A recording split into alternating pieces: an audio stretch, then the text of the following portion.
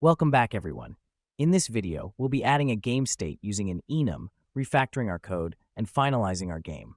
An enum, short for enumeration, is a special data type in programming that helps us define a set of named values, making it easier to manage and work with a group of related constants.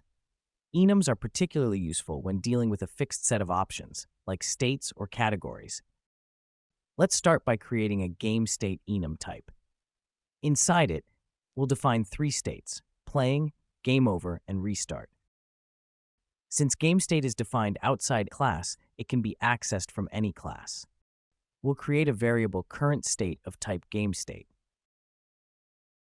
We'll also define two variables: attempts to track how many tries the player has taken, and max attempts to set a limit. In our start method, we'll modify our log statement to show the maximum attempts allowed for the player. Note that in C#, we can use the $ symbol before a string to easily access variables within curly braces in our string. At the start of the game, we'll set attempts to 0 and current state to GameState.playing. Since we'll need these initial settings for both restarting the game and starting it, we'll create a new method named startGame.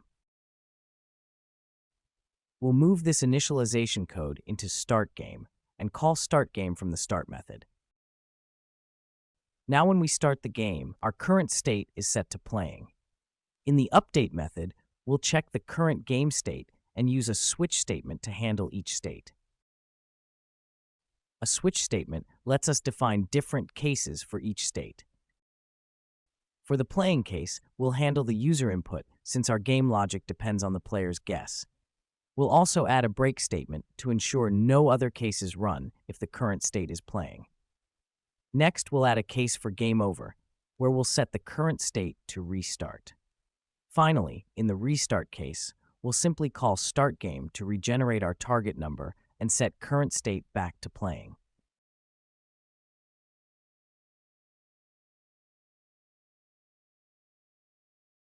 In handle user input, where we parse the player's guess to an integer, we'll use try_parse to ensure the conversion succeeds.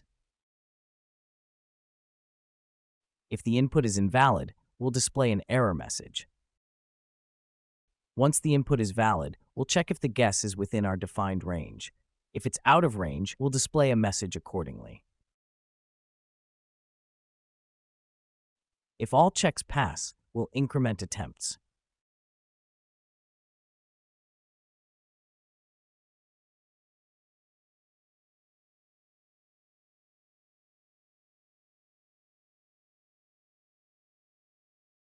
When the player guesses correctly, we'll display the total attempts taken and set current state to game over. We'll also add a check to end the game if attempts exceed or match max attempts, showing a game over message and setting current state to game over. With this structure, our game is more functional and organized. Now, let's play the game. As we make guesses and press enter, we can see whether the guess is higher or lower. One thing to note: if the game is over, pressing enter should restart it. If it doesn't, make sure the current state is set to restart in the update method when the game is over. And there you have it. Our game works as expected and is now complete. If you have any questions or ideas to share, feel free to comment below. And if this video was helpful, don't forget to like, share, and subscribe to the channel. In our next series, we'll dive into creating CubeDash. Let me know what features you'd like to see in that series in the comments. Until then, happy coding.